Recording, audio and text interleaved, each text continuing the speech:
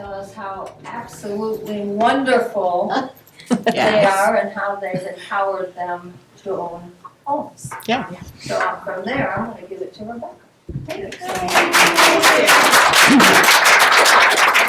Thank you for inviting us today and for welcoming us to the General Federation of Women's Clubs of Vermont. So we are very honored to be here, and we are excited to share with you how Habitat for Humanity is changing our community for the women that live in it and support it. So our presentation today is Empowerment Through Homeownership. And just to give you a little background as to why we're filming for PEG TV, we actually have a PEG TV television variety show. And this is going to be one of our episodes coming up, Home with Habitat. So feel free to go on to PEG TV's link and click, and you'll see some wonderful shows that we've already done. And this will be another one with our lovely homeowners and board members and you folks today who will be on PEG TV as we empower women through homeownership. So let's get started. I'm going to give you a little background on what we do for Habitat so that you can understand what type of organization we are. So we're a nonprofit builder of affordable housing, which most people know, especially through our very visible and well-known representative ambassador, Jimmy Carter, and his beautiful wife. And so people know that we do this. But what you may not know, that we also do minor home repairs. We will come into a homeowner's home, and it doesn't have to be a Habitat homeowner. It can be someone who just lives in Rutland County for at least a year, owns their own home, and may have an aging in place or an accessibility issue. And we can come alongside them and we can help them be a little more safer in their home as they age. We're also a mortgage lender. We hold 3 of our current homes out of our 7. We hold 3 of the mortgages on them. And we do that, that's part of our mission plan, to offer our homeowners affordable interest rates, and we do it at 0%, which allows them to get into their housing. But all of our homeowners have to purchase their homes. So has anyone ever heard that Habitat gives out free homes? Yes. Okay, all right. We do not. Habitat is a hand-up program. It's a come-alongside program that helps folks who are trying to get into home ownership and just can't seem to bridge that gap between cost and the income they're bringing in. We come alongside, we share the burden with them, and we're able to get them into home ownership affordably. We also help home ownership stewardship. So all of our board members, as well as myself, come alongside our homeowners for the long term. We'll help with education, we help with getting to learn and know their home. We may help them work out if they have a financial decision to make. We might work with them to help them figure out whether or not that's a good decision at the time. And we also, up front, before they even purchase a home, we'll talk to them about taking home ownership education, which we do through our local NeighborWorks. So we have a really strong partnership with our home ownership center. And our Restore, which is what we're best known for, because I think you've been there. All right, it is fabulous. It's right in West Rutland, and we have phenomenal items that are donated to us. Everything in the store is donated, and then we get to sell it. And as we do that, all of our net proceeds go back into building our homes. And we keep stuff out of the landfill. Okay, so the average market value cost of a new construction home in Vermont right now is $458 per square foot. So if you're talking about a 1,000 square foot home, you're talking about $458,000 to purchase the land, put in an infrastructure, and build a home on it. That is not necessarily affordable. So, right? So Habitat in Rutland County built its last home for $219.17 a square foot. And less than half, but still, let's be honest, may not be affordable, right? That could be a little bit expensive for some families, especially if you're raising, 2-3 kids and you've got expenses just for living now with the cost going up. But how do we do it? Well, we have a shared equity model. So we come in with our volunteer labor, that we have a phenomenal community that supports us through volunteer labor, and they come out and help us build our homes, so we save costs on that side. And we also have a lot of contractors that use our gift in kinds. So we'll have contractors come out and they will donate either their time or materials or both in order to help us keep this cost down below market conventional rate. We also get donations of land, which right now our Hickory Street property is sitting on a donated piece of land that was done through the Rutland Housing Authority. And they gifted it to us and we were able to build the 3 homes on it that we're now going to be standing there. And then we have our sweat equity. And that is what our lovely homeowners do. They'll do it pre and post closing. So they'll help build their own home and then they'll maintain the home after, as well as do repairs or upgrades on it if they need to.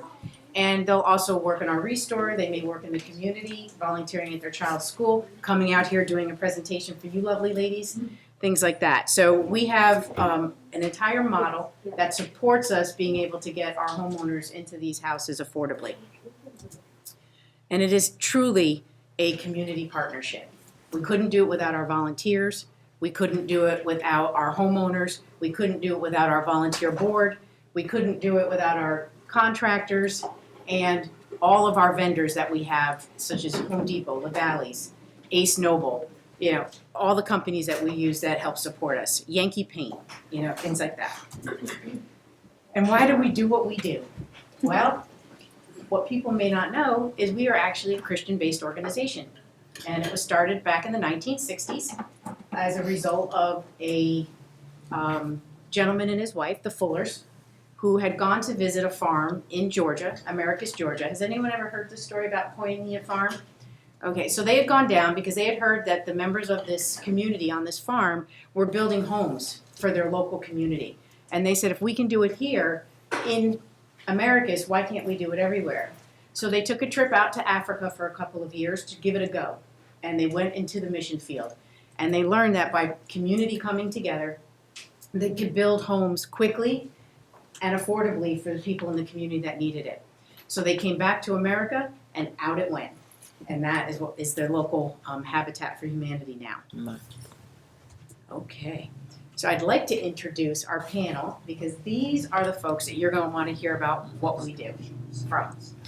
They're the stories that make it my day every worthwhile, making sure that we get what we need to do so that we can get our community what they need.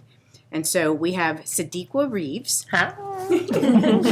She is one of our Habitat homeowners. Would you like to say anything to the audience? Yes, I'm Sadiqa Reeves. I am a mom, wife, mother of 3.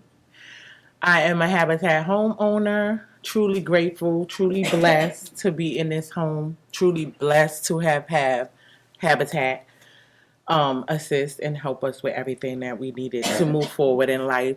This is truly a blessing. This program is amazing. Anything you need, possibly I can help with, or any questions you need, I'm here. I'm open. And thank you, Rebekah, always. You're welcome. And then we have Allison Bemby. She's another one of our Habitat homeowners. Allison, you'd like to introduce yourself? Sure. Hi, everyone. It's fun to be here. Yeah. I am Allison Bemby. I have 2 children, ages 9 and 12, almost 13. And I'm a single mom, solo mom. And I am an occupational therapist. I work for the Rutland City Schools as well as the DNA. I came across Habitat. I've always known about Habitat for years, but never really knew exactly what they did. And I was living in an apartment in Rutland City, and I had always, thought about owning a home, but just never was seeming to work out financially for me. Well, suddenly my landlord gave us notice that they were selling the house, and I knew that either A, I would be asked to leave, or B, my rent would skyrocket. And so a friend of mine said, hey, why don't you reach out to Habitat? Her sister had done some work on maybe my house or the house next door, and knew about the program. And so I did. I inquired, and when I saw the criteria, I was like, oh, they might be able to help me. Like, yay! And then the rest is history. Thank you, Allison. So, yeah. And then we have Sue Ahern. She is our board treasurer. Sue? Would you like to say anything? Yeah, Susan Ahern from Rutland City, and as she said, I am the treasurer. And as a treasurer for our affiliate, I appreciate and enjoy the opportunity to help our local organization manage the funds they invest in the people. I'm able to talk with the people in the Rutland County community and explain to them how Habitat works and how it helps people become aware of all that Habitat does. When we get to talk with soon-to-be homeowners, we call them and tell them that they are getting their home. Then we hear on the phone gasping, crying, and we start crying. It's wonderful. To know that you can help a family who is so willing to try is very priceless. And being on the board helps me to understand how the process works to be able to qualify to have a Habitat store. Rebekah said in the beginning, there's no reason why we can't start a store. And she was told that we would never be able to make it work in our area. Well, we now are qualified as a restore, which usually takes 2 or 3 years. And no, we did it. Yes, we did. Congratulations. And just so she said, Habitat does have a website, tells you all the information you need to know, and we are always welcoming volunteers. Thank you. Thank Before you introduce you, that's my house right now. And It's a beautiful house. Thank you. and that's your house. Yay. That's mine. Yeah. And so now I'd like to introduce Dawn Smith. She is our board secretary. Dawn? Dawn Smith. I live in Killington, Vermont. I have been on the Habitat board for a few years now, actually before Rebekah came on. So I'm kind of, I was part of the group. We went through a grant process so that we were able to finally hire an executive director, which meant that we were able to take our little tiny Habitat that was kind of Nice. kind of piecemeal and bring it to a new level. And we've been able to do that. It's really super exciting because we were kind of like just kind of seat of our pants and brought Rebekah on, and it has just exploded and changed the organization for the better. You know, we have been able to reach out to the community. We've been able to help a lot more people, get the word out about what Habitat for Humanity really is. There was a lot of folks that thought that we did just give people homes and you know, wanted to get the idea out there is that we are an organization that partners with people because we want to make this a community thing. We want to help people to, as a hand up, we want to make things better for everybody. So it's a really exciting organization to be a part of. And we're always looking for other folks that would like to be a part of that, either as volunteers or board members. You know, we're always actively looking to grow. We'd like to build more houses. You know, we're doing 3 a year. You know, we could do a lot more. A lot more. Let's make it 6. And expand. So thank you for all for coming today. Thank you, Dawn. We're going to move into our panel questions now. And this is for our homeowners. And so what I'm going to do is I'm just going to ask the question, and then Sadiqa, if you would respond, and then Allison, if you can respond to the same question. Thank you. So what is one goal you delayed pursuing, and how has owning a Habitat home allowed you to take a step towards that goal? So the first goal was owning a home. It was so hard. Again, I am a wife, and it was me and my husband together, and we just kept hitting brick walls. I mean, honestly, everything we did, everything we tried, no matter how much we saved. And on top of that, it was my son's senior year. I don't want to get emotional. You know, you came at a time. I always tell Rebekah she's an angel. She is. She is my angel. But it was at a time where it was either put our son through college or purchase a home. We was at a home where we were there for 13 years. And I got the same letter you got that said, I'm selling the home 20 days before Christmas. You have to go. There was only one person, that was my mother, and I'm again a mother of three. My mother said, "Come on, you can come and stay here." That was the goal. The goal was to put my son through school. So let's get to the happier moment. He is in college. He is in college to be a physical therapist in Merrimack College, and we own a home. Thank you. Does that answer the question? I'm sorry. I'm sorry. We're gonna need some tissues. Yes. Thank you, Sadiqa. No problem.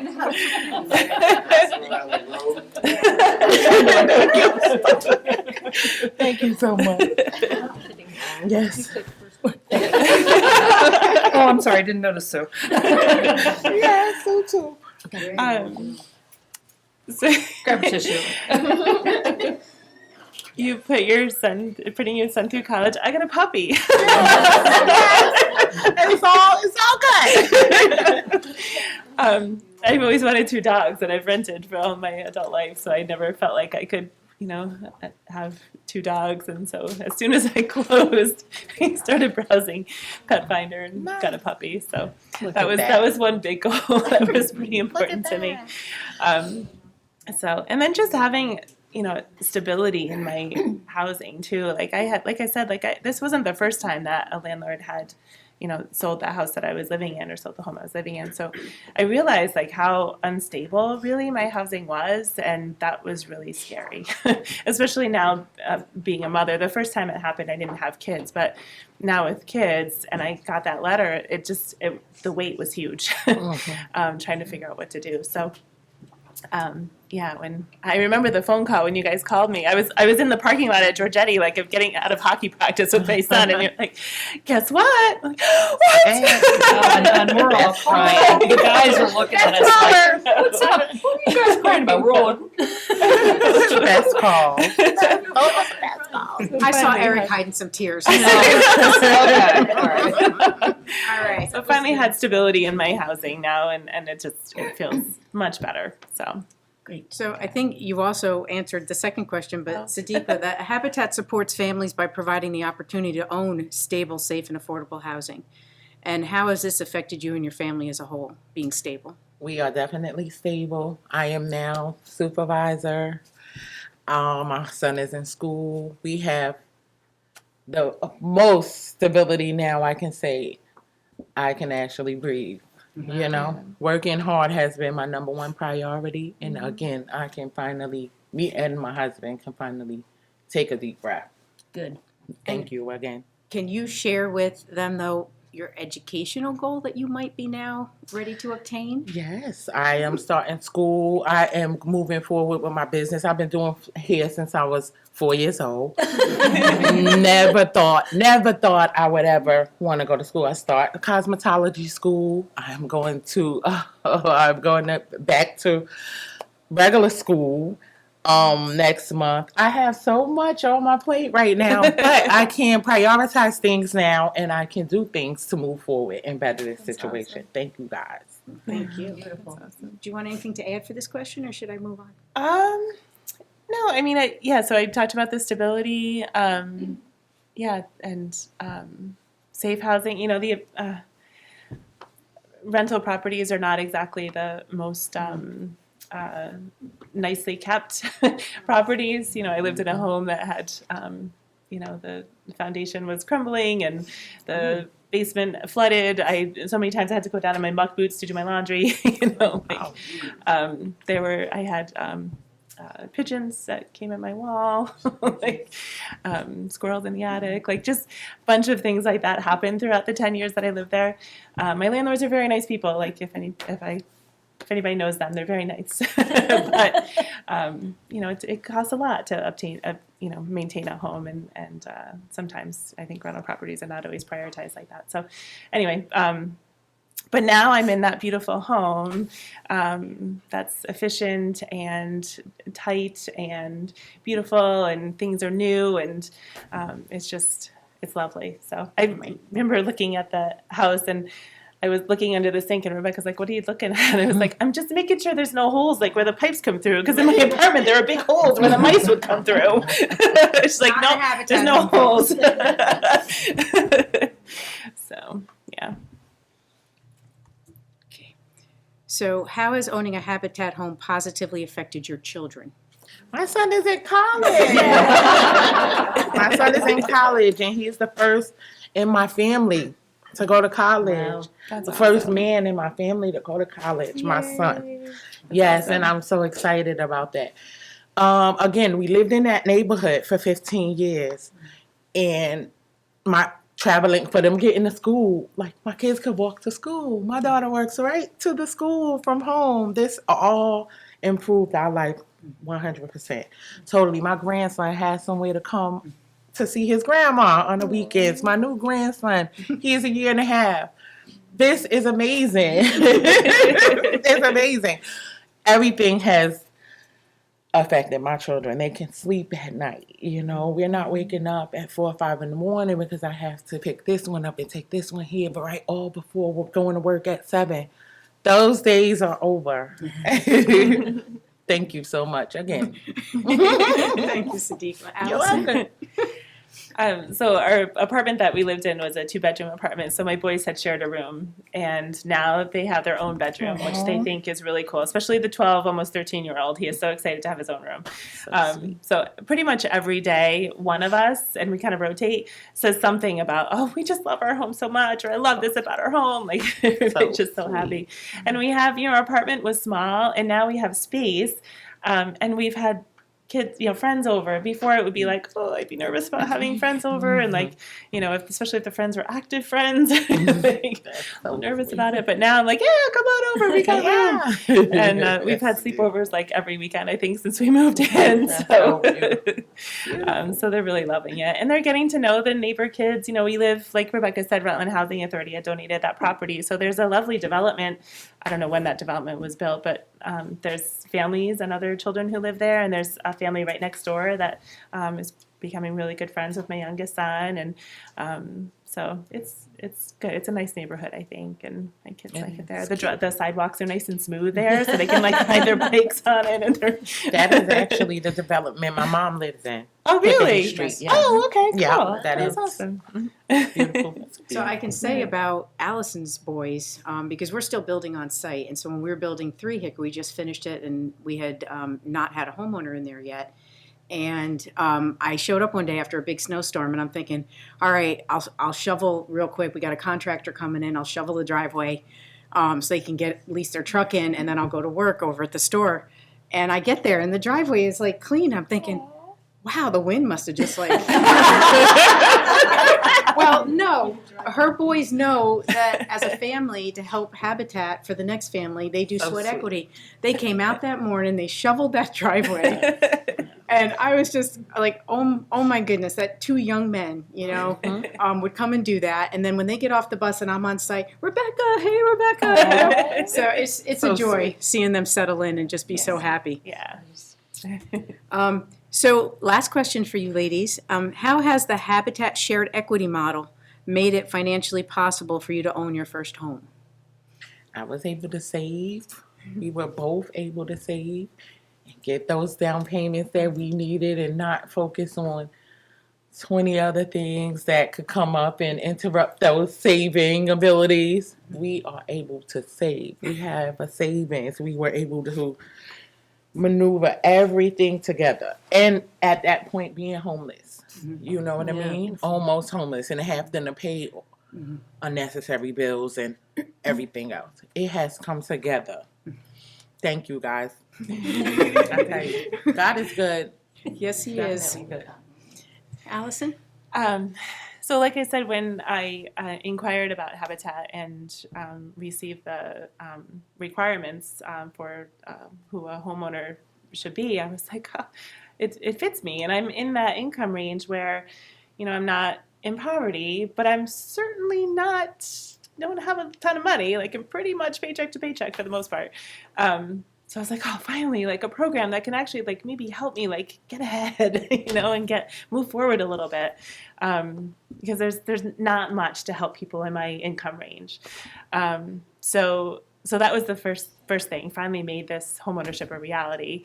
And then I don't know, like Rebekah and I and the mortgage lender, we were constantly like going back and forth for these few weeks here as we like tried to like work out all the details and just taking a really close look at. I also worked with NeighborWorks as well. Did like the first time homebuyer course and worked with them on budgeting. I'd actually even gone to Brock prior to that to like talk with them about budgeting and talked with Rebekah about budgeting and what I could afford and with my mortgage lender. And so we all kind of worked together to come up with something that would work for me and my income and my situation. So between great. the mortgage lender and Habitat doing their magic, I was able to buy this house.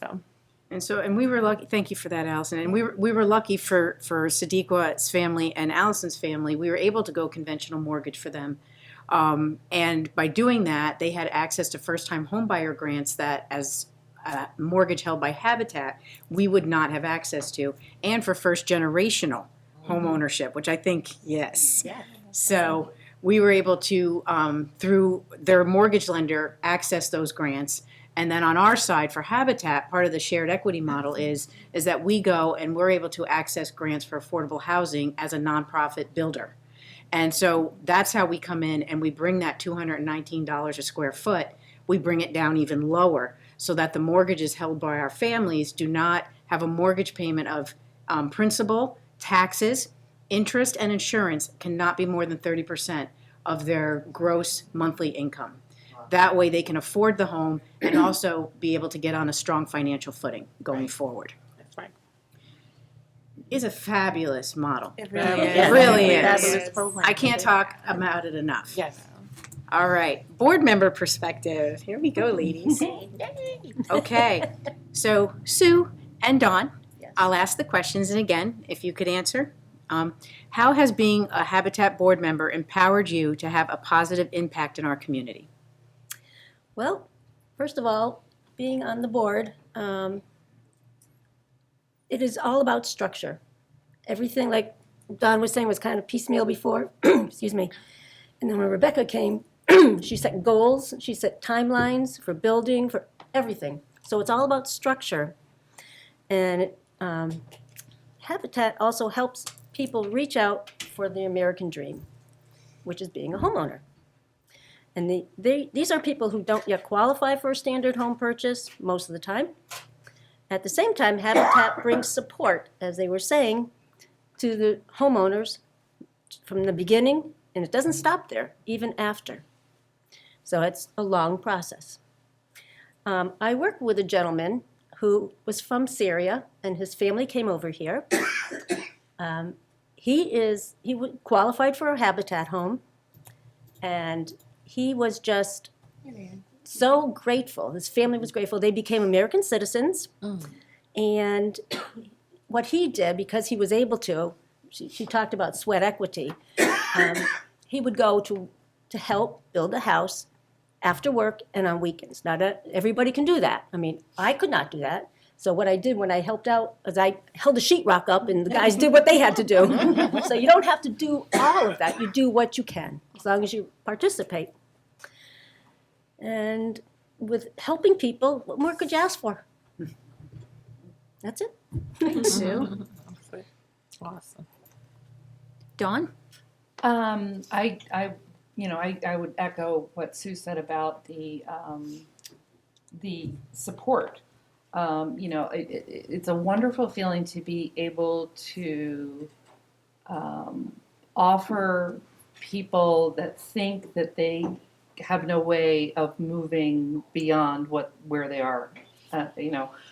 Talking about renting, and people feel like they're stuck. And in reality, it's really people are in an awful situation now. You're either make too little, you're stuck. You're stuck. Mm-hmm. You got this. There's a point where you don't make enough money to buy a house, and there's no help. So a program like Habitat for Humanity, we have a very regimented process that you go through to qualify. It's step by step. I mean, you've got income requirements, you've got need requirements. We, as a board, all that information is gathered. We go through it step by step. We evaluate every person that applies to see if they qualify. Some people may qualify right away. Some people may be missing pieces. If they're missing pieces, we go back to them and say, hey, you may qualify in the future. Here's something to work on. So we're there to support them. They may not be ready, but we're not saying no. Mm-hmm. We're saying work on this. So we're supporting our community, and that's a good feeling to be able to say we're not saying no, right, but we're here to support you. So that's what I think is a really good feeling, to be able to support the community in that way. And I wish more people knew that we were here to be able to offer that, mm-hmm, that we offer that kind of support. Because I think people are afraid to reach out to us and ask about that. So tell people that we're here and we will answer all of their questions. Thank you, Dawn. And so, what is one component of Habitat that you feel has the most potential to empower Habitat homeowners in achieving their homeownership goals? Well, they have to have dedication. They have to have commitment. They have to truly, truly want to do it, because it is a long process, as Dawn said. They have to believe, and they need to reach out for help to Habitat, go through the process, talk with their mortgage lenders. Everybody works together. I think that when you've got support, I think that really it empowers you, because you're not alone. You've got someone to turn to. True. Thank you. I've said that about Rebekah. Like, if Rebekah's on your side, like, you're good. You're golden. Like, really. Yeah, you don't want to mess with her. No. She's got you. She's got you.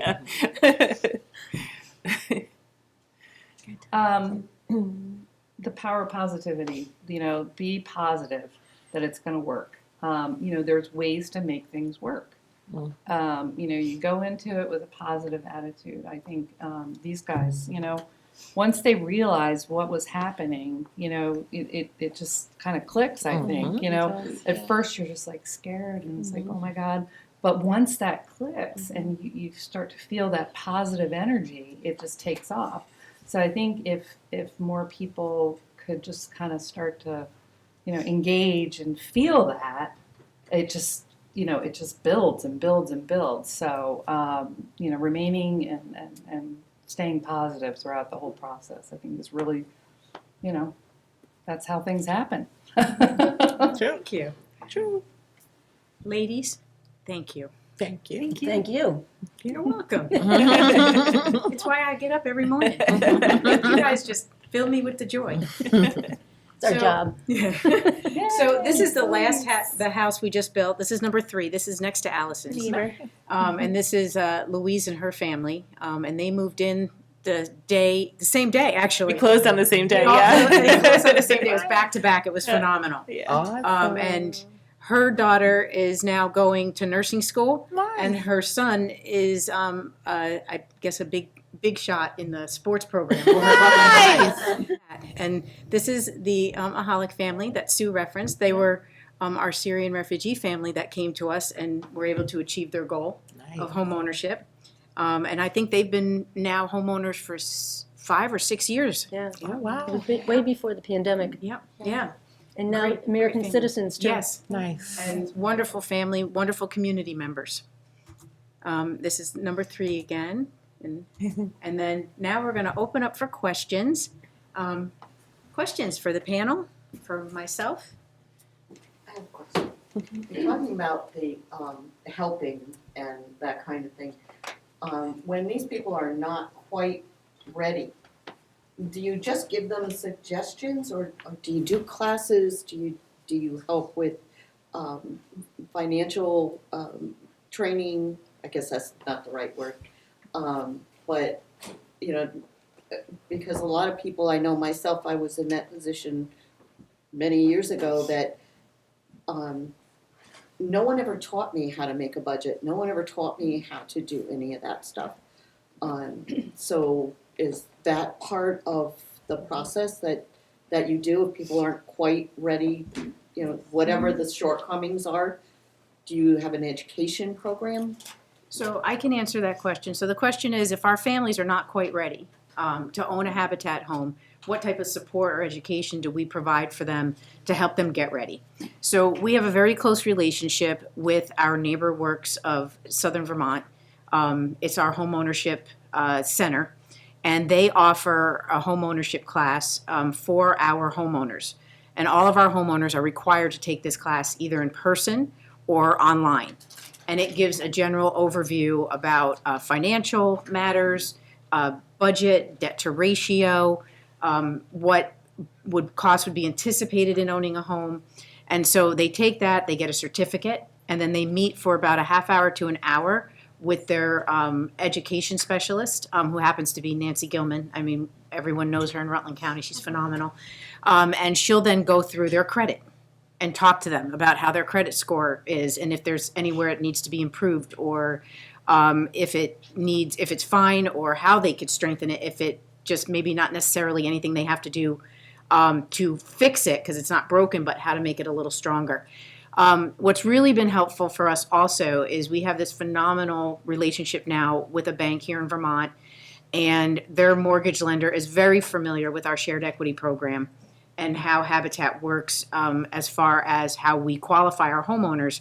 And she will talk to a homeowner when she pulls their credit report and to determine whether or not they're ready to buy a home. And if they're not, she'll counsel them right over the phone. So they get that reinforcement. Then they talk to us, and we are starting for the first time ever, we're very excited about this, we're starting a homeownership pipeline. So folks who aren't quite ready will go into this pipeline, and as they start to strengthen their credit score, start to lower their debt to income ratio, they'll work with me through those steps to talk about, okay, I've done this week and my credit score is starting to go up 5 points. What do you think we can do next to maybe make it go up a little higher? So as we work them through this pipeline, they'll start to get ready, and they'll be at some point able to actually apply and qualify for a Habitat home.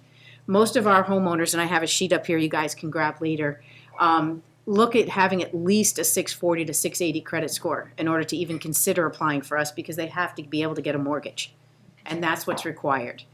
They have to have a low debt to income ratio so that they can afford a mortgage and not go into arrears or have issues. So we counsel against buying new vehicles or going out making a large purchase or going on a very large extravagant, say maybe vacation, right before you close.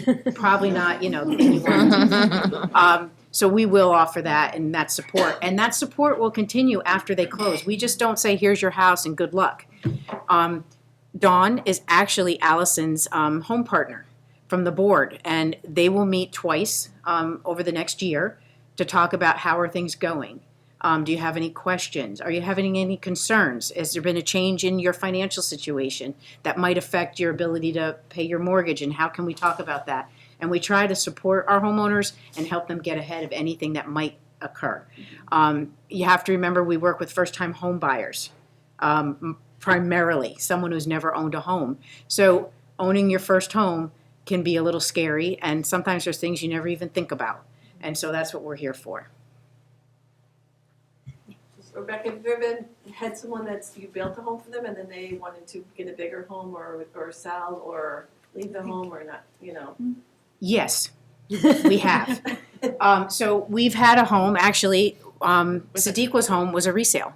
Oh, okay. Yep. And so the homeowner that had been put in it originally they were moving in, getting married, I think it was, and they were moving into a larger home. And that is part of what our shared equity is about, and I can tell you how that works. So we purchased the home back. We did some repairs to it to get it ready, and then Sadiq and her family purchased the home. What the homeowner who was leaving was able to get is because what part of the model is that our homes are sold affordably, and we do that through volunteer labor, gifts in kind from materials to labor from contractors, grants, things like that. It would just not look good if our homeowners were able to go out, sell it on the conventional market, and make $500,000 in profit. That's just not what this is about. Ours is about setting up our homeowners to be able to make a modest gain on their homes, and then the rest of what comes out of an appraised value going up on a home comes back into the Habitat program so that we can build the next home for the next family. So our homes are perpetually affordable. And the way we do that is a shared equity model. So if you buy a home from us for $100,000, say, all right, that's the purchase price, and 10 years later you sell it for $200,000. You're going to be able to take $25,000 out of that increase in appraisal. 75,000 goes back to Habitat to build the next home. But you get to take what you've paid in on your mortgage, that wonderful $25,000 from your increase in appraisal, as well as maybe additions for any type of capital improvements you may have done, and you get to go up and buy a larger home. The whole point of Habitat was to help people gain home ownership and prepare them financially in a strong, stable way to then move up and out into what they need as their family grows, their financial situation grows. We do have some families that do stay in their homes forever, and I know they love it and they're not leaving. But the model is designed so that if they want to, they'll have the means to be able to do it. Any other questions? Yes. Hi, I'm hearing that you are building new homes. Do you do renovations of homes that have been either abandoned or donated to Habitat? Excellent question. So do we do anything other than new construction? Do we do rehabs? Well, now that you say it, let me tell you what we're going to be doing, hopefully. So building new requires land.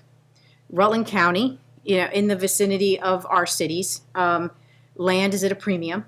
So getting land and being able to get it in itself is cost prohibitive in many cases. But we have a lot of aging inventory. So we are actually looking at right now, actively going in, looking at multifamily units, 3, 5, 7, turning them into home ownership opportunities, much like a condo or a co-op that you would hear about. So we're in the very beginning phase of that discussion, but we are looking at it very seriously, and we're already starting to identify properties that may be available for this. And the reason I like it, one, it's using the inventory that's already there, and we're not creating something new. We're just taking something and making it nicer and better because we'll rehab it in the Habitat fashion, which is fabulous. And then for the same cost it would take to say that unit takes $200,000, all right, to rehab it, which is similar to what it would say to build it, say, all right. We now can split it into 3. So picture that. That is affordable right out of the gate. Mm-hmm. So that is why we're exploring that option right now. Thank you for that question. I kind of have a negative one. Okay. We have a Habitat for Humanity house in our neighborhood, and it was a house that was donated to Mhm. Habitat. The person who went into it now has aged, not able to keep up with the property. Can Habitat go in and help? Or what are the options? Okay. So I appreciate that question. She wants to know on a Habitat home that's already owned by a homeowner that may not be caring for it appropriately, what can Habitat do? Very little. Because once you buy a home, you own it. And Habitat is here as a support network. We are not here to control what you're doing in your home. So what we try to do is we try to give our homeowners the skills to advocate for themselves. So if that homeowner wanted to reach out to us and ask us to help, they could do that. But it's not on us to come and say, we're going to do this for you. And that is actually a very positive for us, because we're not a program that's going to come in and tell you what to do. We're going to support you in the decision that you make. So if they're in Rutland County, I don't know what county they're in. No, it would be based out of the Springfield Okay. Habitat. All And right. we have reached out, Okay. and I think they've reached out, but it's Okay. beyond at this point. So everyone has a choice. And, that person does have the option. Any Habitat homeowner can always have the option to reach out. And any homeowner who owns their home, whether it's a Habitat home or not, like I said, we do a minor home repair program. And we're hoping to start doing some minor home or critical home, which is a little bit more expensive, in we're reaching out to the entire county, because we're not just Rutland City Habitat, we're Rutland County Habitat, and we want people to know that we're here for the entire county. So we will be reaching out, and you're going to see us in more of your neighborhoods coming up soon. Any other questions? Yes. Okay. I'm very familiar with Habitat. I did a lot of volunteering in Connecticut, and I helped found one of the habitats in eastern Connecticut. Nice. But one of the things that I just wanted to talk about briefly is all the skills you learn as a volunteer. I learned how to sheetrock, I learned how to insulate, I have shingled a roof. Wow. So one of the questions I have is, how much sweat equity does your group require? Is it by hours, is it by time frame, or how does that work? Okay, so our homeowners are required to do 200 hours of sweat equity per household. 100 of it is on-site construction, and 100 of it is other, for a total of 200. Now, I can brag a little bit. We are building so quickly now that our homeowners don't really have an opportunity to do 200 hours before the home is done. Because we built the last house in 6 months, and just we have a little internal challenge, so don't tell anybody. Don't tell anyone on PEG TV. We want to do it in 5. So we're building so quickly, it's hard to do 200 unless you came out and lived on site for the entire time. So we have the pre-sweat equity now, where you can start doing your home. We build builder grade. We do modest, affordable, safe housing. So we leave it unpainted. We'll do primer. Homeowners can paint when they move in. They can put knobs on their cabinets. They can put shelving in the closets. We give them all the tools they need. We give them the supplies, and then we let them do it. And if they want us to come in and give them a little expertise, we'll provide that for them. So it gives them that opportunity post-closing, and they can come out and help build it pre-closing until we close. Then they can come work in our restore. They can volunteer in their community at their child's school will count towards their sweat equity, and they can help us build our other homes. So right now, our 5 and 3 homeowners, it's very convenient. They just walk down the sidewalk and My kids were down there a couple weeks ago helping to build the shed. Yes. So Her boys came down during spring break, and they worked with us for 2 hours, and they helped build our shed on One Hickory. So there's plenty of opportunity, and we welcome groups out. And we have something for everybody. So if you want to come out, ladies, we could do a group and have a ladies' day. It would be fabulous. Yeah.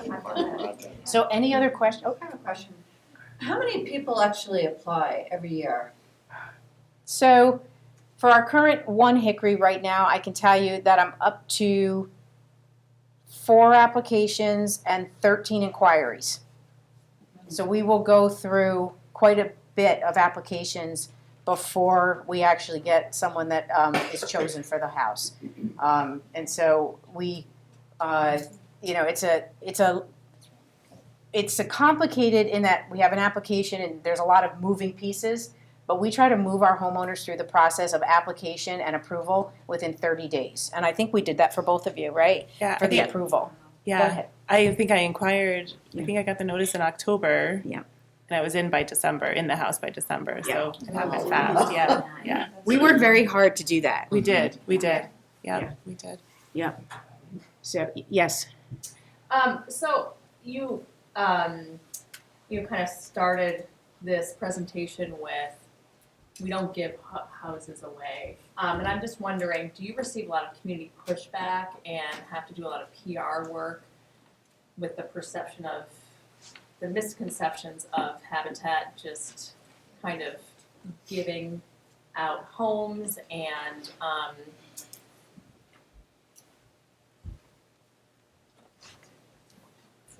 kind of like fighting against maybe that mentality that like people who are, maybe not putting in the effort to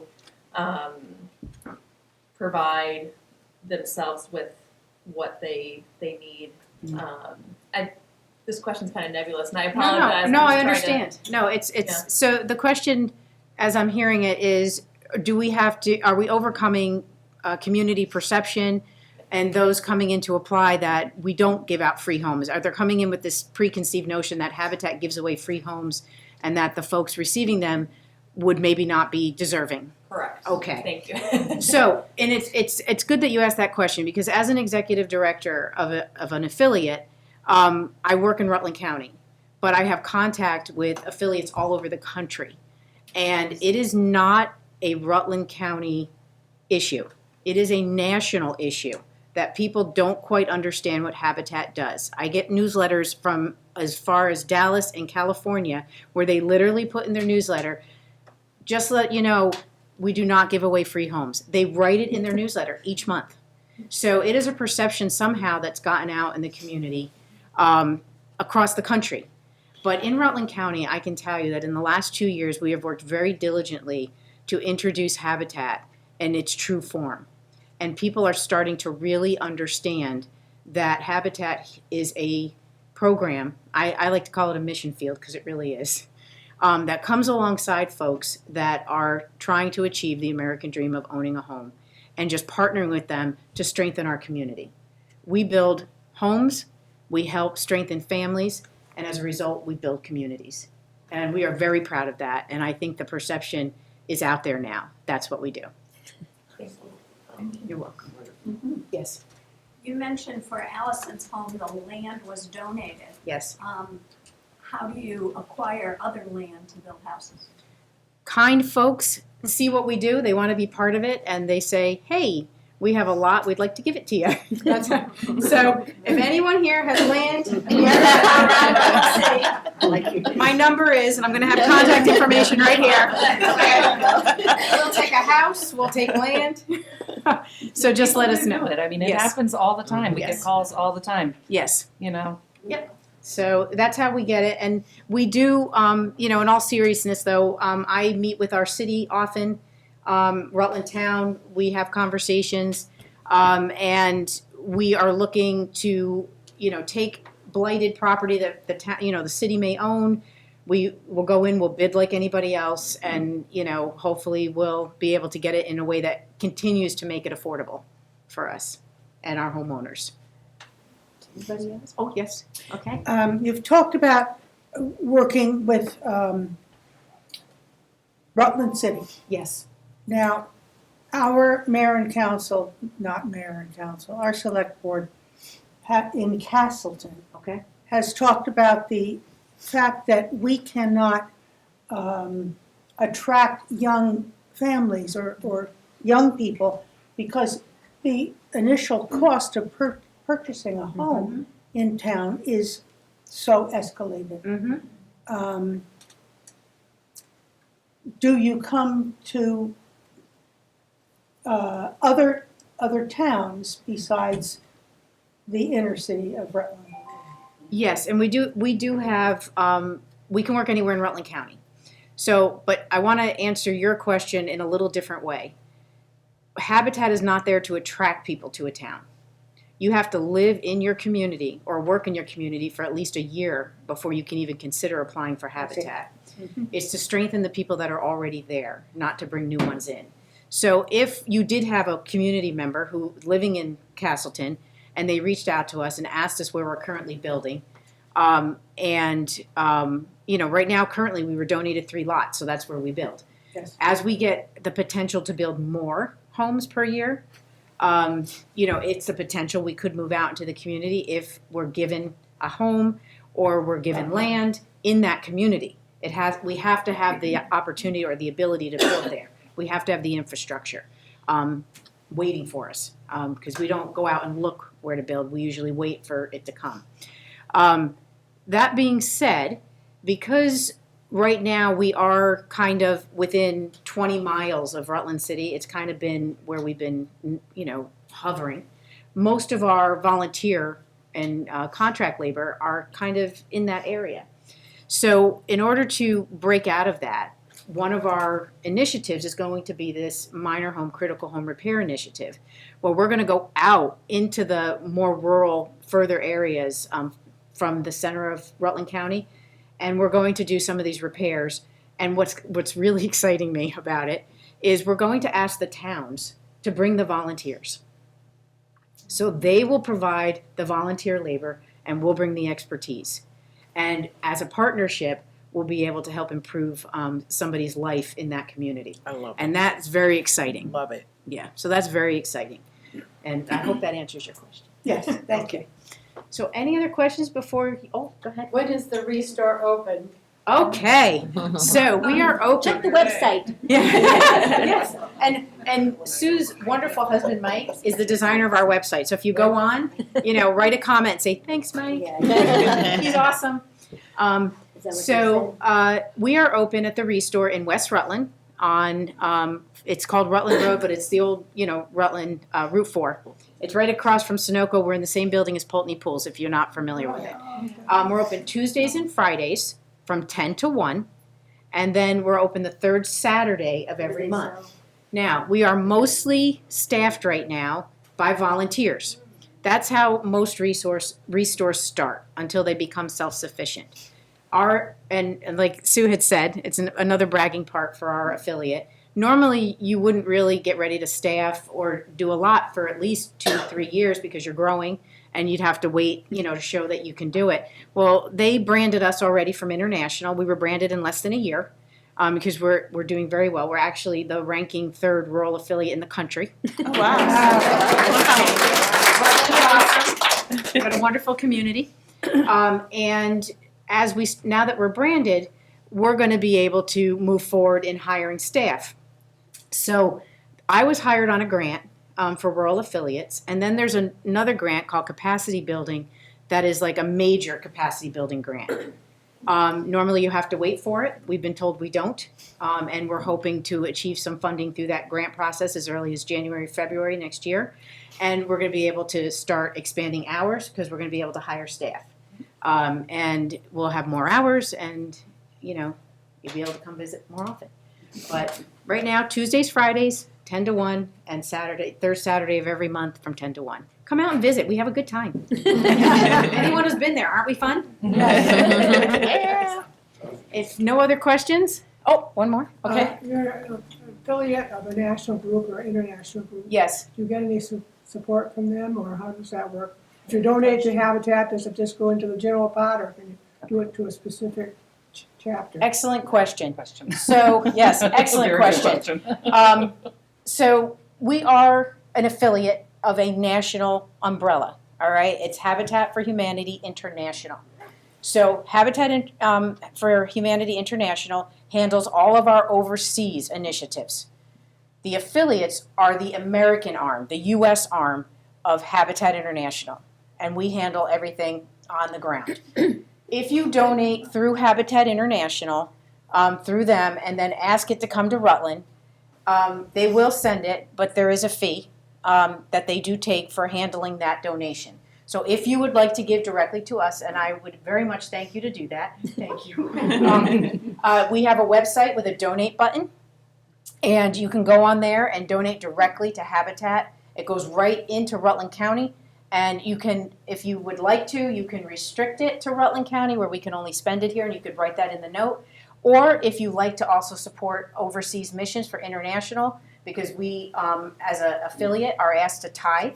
So we do send money to international so that they can then help build homes across the world. So every time you give to us, you can potentially, build homes in Cambodia, Africa, Yugoslavia, anywhere you want to go, Habitat builds. We're also getting ready to launch our Builders Club. This is our monthly donors club. If you would like to be part of that, I would really encourage you to let us know you want to be a monthly donor.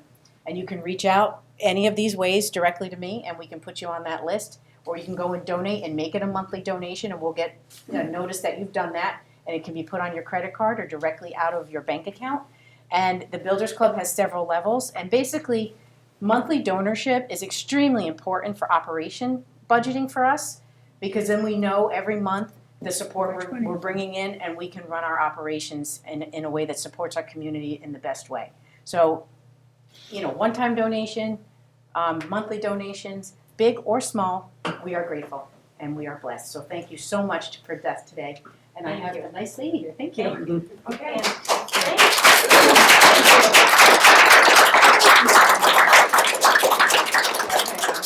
Thank you. Okay. Thank you guys so much. I so much appreciate this. And thank you for our lovely panel today.